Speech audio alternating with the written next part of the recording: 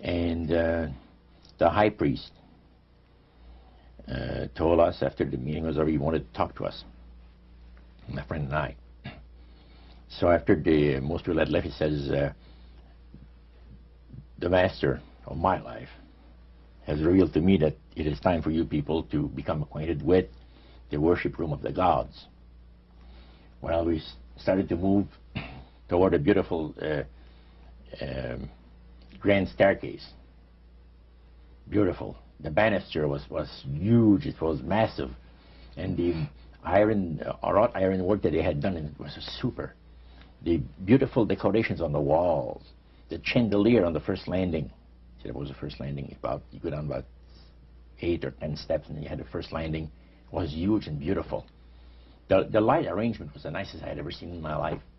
When we got into this sanctuary area, it wasn't very brightly lit, but everything was well magnified. The beauty of certain things, you know, like a lot of the things were gold-plated or gold trims. See, the little altars where they had the spirits that had materialized. They photographed them, and then they had paintings made of them. And there was probably about maybe 100 of those around the place. Sort of like a shrine. Yeah, and underneath there was a little altar where you have incense and things that they would use in their prayer sessions and things like that, devotions to certain spirits. And some of the objects in there, the priest said, were solid gold. It was a unique experience to see that. So how did you feel when you walked into that room?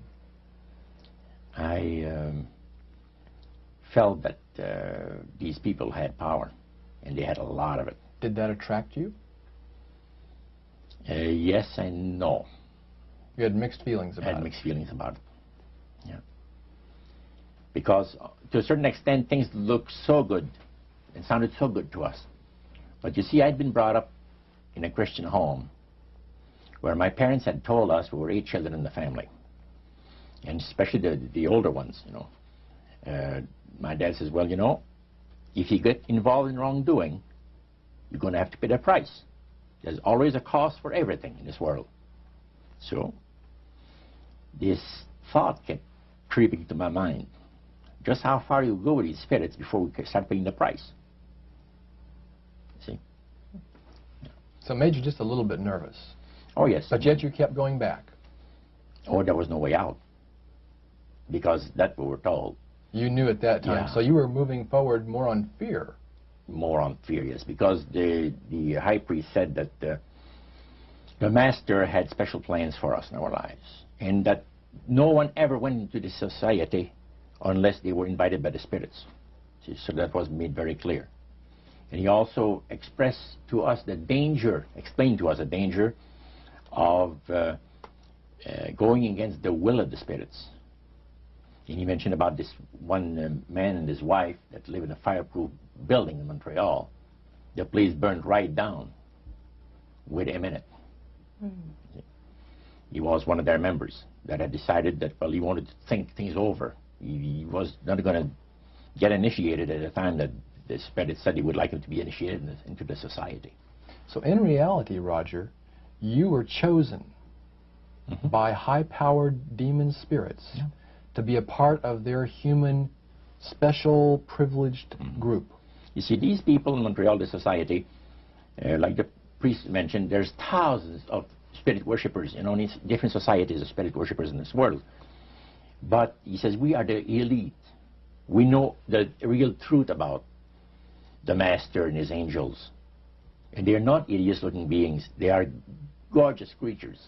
And from the paintings that they had on the wall of the walls of that worship room, they were unique beings.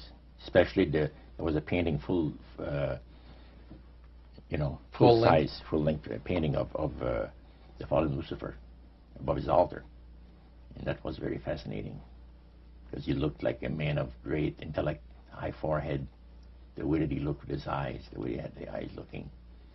It gave you a depth of perception of somebody that is very, very knowledgeable and powerful. and powerful, yeah. So Roger, this high priest that you talked about, he is the one that ushered you down into the worship room. Mm. Was he also the one that led out in the praise sessions that you talked about? Yes, and he had an assistant also, another priest. Okay. Now, when you would go to these praise sessions, Mm-hmm. what kinds of things happened at those sessions? Well, there's a lot of success stories. Positive mental attitude kinds of things?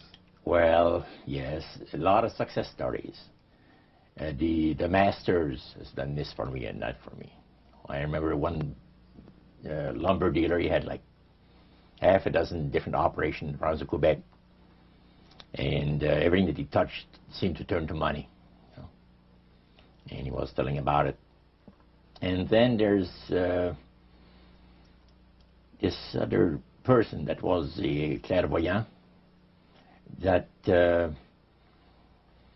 would work only for the wealthy people, only for the super wealthy. He says, I have the know-how, they have the means, let them pay. So he advised in business transactions.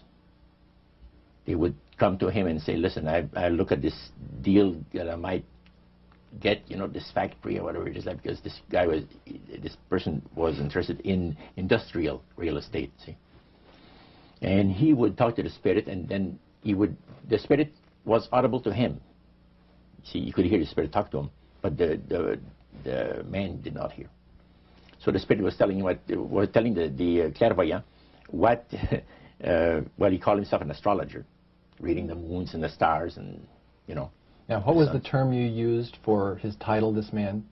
Clairvoyant. Clairvoyant. Oh, clairvoyant. Clairvoyant. Okay. Yes, and it was interesting. This person stood up and says, I had a nice little experience last week. And he says, the master, he says, they take care of you. This lady and her husband brought him, to this astrologer, a bundle of money. They said, this is the deal that you... And he works at only on percentages. Only on percentages. He doesn't work for set amounts of money. Only percentages of what the people are going to make. So he said, they brought me a substantial amount of money. And they were very happy with it, and I thought it was very reasonable. But then my guide, spirit, says, ask them when they're going to give you the other $1,700 that is really yours. And he says to the folks, I would like to know now, before we leave here, when will you have the $1,700 to give me? That makes up my part of, you know, rightful part of the deal. The wife fainted, and the husband says, we'll have the money for you within 24 hours. So that was this type of praise session. So he was thanking the demons for helping him to know that. Oh, yeah. Mm-hmm. Even spirits, yeah. At what point did this demon worship start to affect you personally, Roger? Well, it wasn't too long that the priest mentioned to us that the time had arrived for us to start trusting the spirits and give the spirits a chance to work for us. And there was a number of gifts that you could choose from. You see. And I used to play the horses, some. Not knowledgeable at all. I used to go to those bookies, you know, play the horse every so often. But I said, hey, I would like to be able to, for the spirit to instruct me on the numbers and the name of the horses that's going to win, you know, at Belmont or some other racetracks like that, make myself a little money. So the priest says, it'll be given you. And sure enough, one night whether I fell into a trance or dreamed the thing, I don't know exactly what happened, but I saw 3 races that were really going to pay big. And these horses were dummies, so to speak. You know what I mean? They were not really good horses. They were like one horse paid 21 to 1 because he was that poor, right? The chance of winning was so poor that they paid 21 to 1 on him. And it showed me I saw the board at the bouquet and the number on it. And I went there, and they said it was going to be on Saturday. That was like on Wednesday. A few days later, it was Saturday. I went there, and sure enough, there they were on the boards. I went to the wicket and handed some money and got myself a winner. Now I said, well, I'm a little crazy. I ought to put more money on there, so I put $20 onto the next horse, and that paid 21 to 1.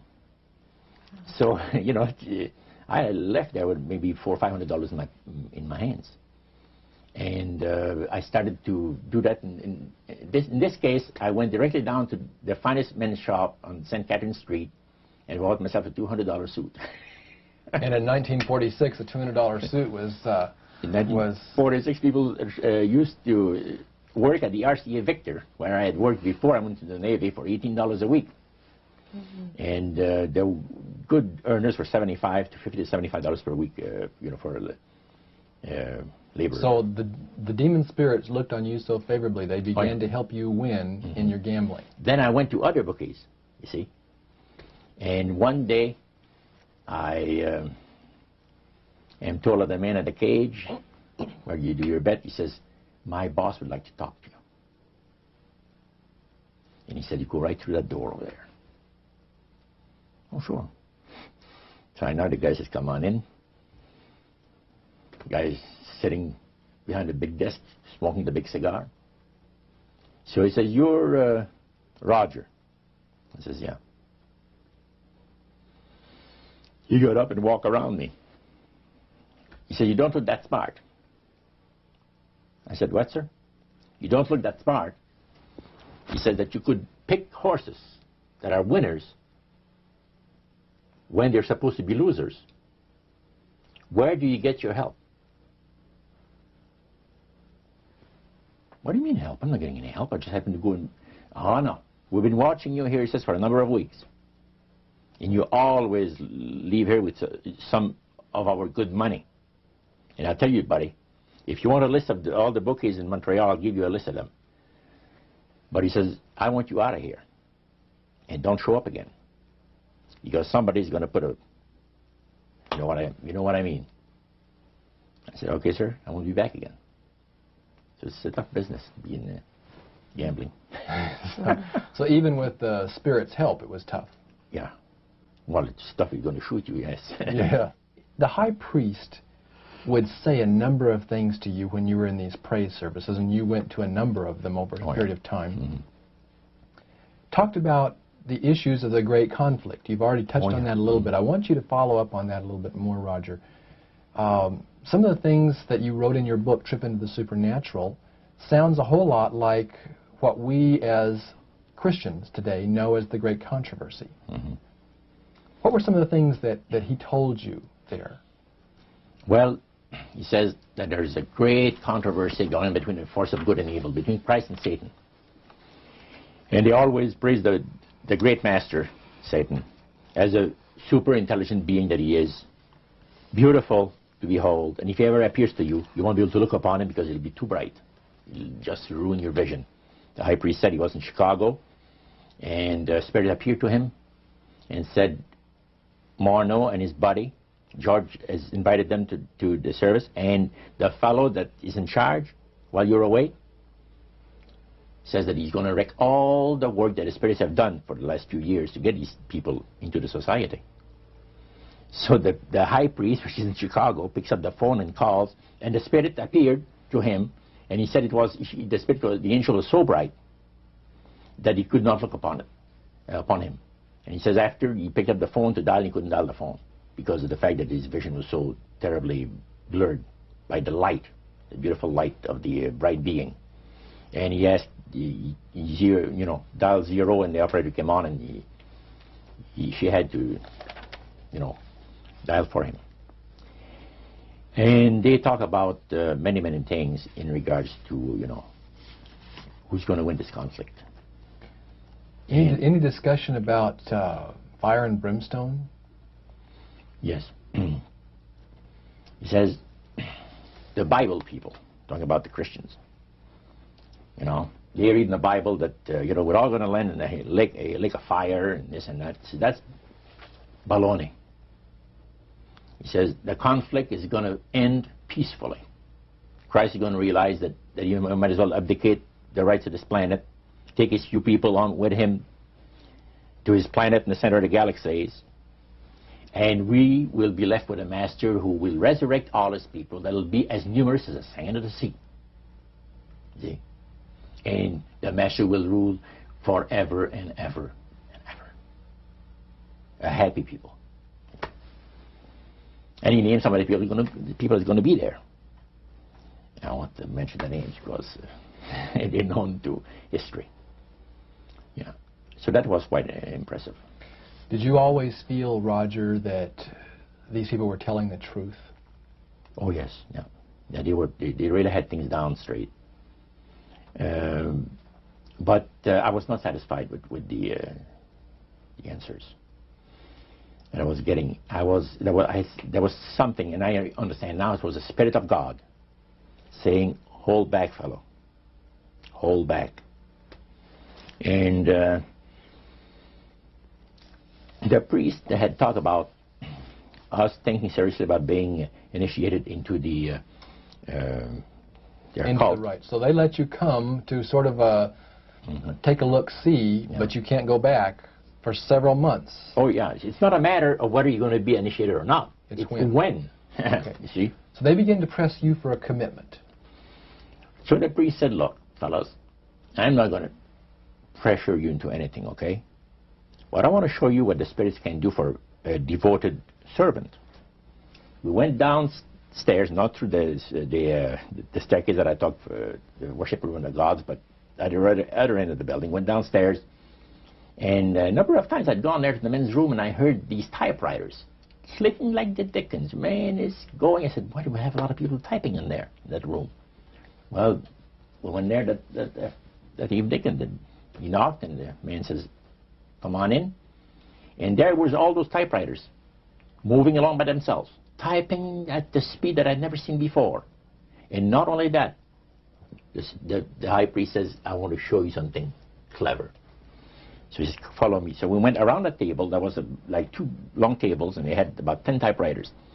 And he says, now notice that the typewriter types to the right, then doesn't go back. It types back to the left. Isn't that something? I had never heard of things like that before. He said the spirits are doing the work. And he introduced us to the man. And the man is a lawyer. And he said, how much money did you make last year? Oh, he says, send the 6 figures. You see? So this lawyer had a business in the building that housed the worship room. Oh, yeah. And he had a whole room full of typewriters. Yeah. And he put paper in there, and demons That's all he did. Put typewriter paper in there. It was and what came out? What was it that came out? Different briefs for court cases. And so he would sell these to people? Oh, yeah. Okay. He had this service to the legal profession. And the high priest was the showing... United States and Canada. So the high priest was showing you this to give you an idea about the kinds of blessings that you would receive? That's right. Yeah. But after you left that typewriter, the room where the lawyer was, they tried to draw you into a commitment by getting you to make a public profession. Tell us about that. Well, they have a super beautiful resort in the Laurentian Mountains, which is north of Montreal. North of Saint Agathe. Saint Agathe is a famous name there in Montreal. Montrealers, because they all go Saint Agathe or north there, you know, the summer home and that. So they had a big resort up there for their people, you know. So it's a closed society. And they had on October the 30th, Halloween, is that? October 31. 31, last day of October. They had what they call live animal sacrifices. I don't know what it is, but they did. We could never find out. By the time that the Lord pulled me out of there, I had not yet found out what it was. So you have this intrigue involved in there. And he talked about three very unique services that I attended there that sit on my mind forever. One was entitled Christian Idolatry. Another one was entitled The Super Deception of a Glorious New Age, which actually applies to the New Age today. And this was 1946 that we're talking. And then the other one was Satan's Great General Council of the 1700s. And I must say the things that I heard there was an eye-opener. First of all, we'll go through the Great General Council. Okay. At the beginning of the 1700s, said the high priest, Satan and all his spirit counselors held a Great General Council with one purpose in mind. It was to prepare for the great industrial age that was soon to break upon the world. And Lucifer also foresaw another age that was to follow that, where tremendous scientific discoveries would be made by people, and we would enter a unique age that would change the way that everybody lives. It would also serve to usher in the end times and the close of the great controversy between the forces of good and evil. And the priest said that Lucifer had been studying the Bible. And he found in Daniel 12:4, where we are told about the time of the end, many shall run to and fro, knowledge shall be increased. Mm-hmm. He understood it to be that we're getting to that point.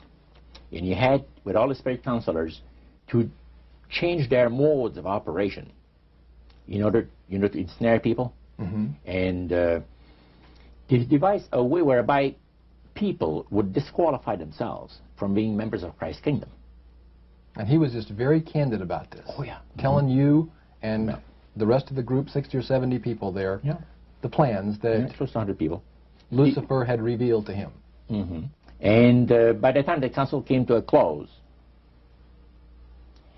they had three major policies that were going to be followed.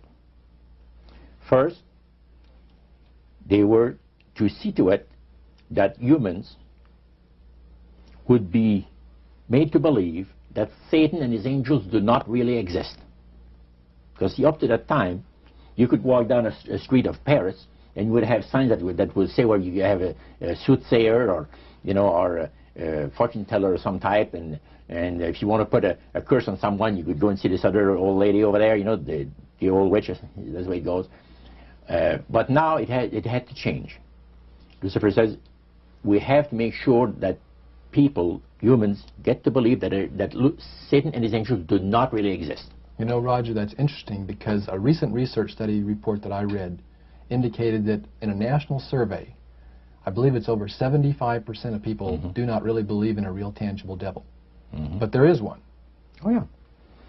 Now, the next thing, the three parts policy that they had adopted there, the second one was to find a way of being able to get total control of people's minds.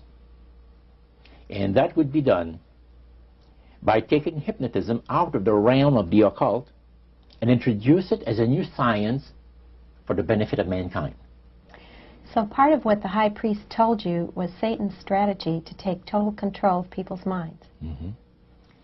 They felt that by taking hypnotism out of the realm of the occult and introducing it as a new science for the benefit of mankind, they could then use people of great renown, educators, people of capacity, that would do great things, such as supposedly regress people in time to former lives that they had. And of course, after the session is over, the person would not know a thing about ancient history, and the person that she or he has talked about performing, certain deeds, we'll say 3,000 or 4,000 years ago. But this was their strategy. Now, what this would do for the thing is this, that it would create in the minds of the general public, solidly set in the mind of the general public, an unwavering trust in that great deception. In other words, people could, they would believe it.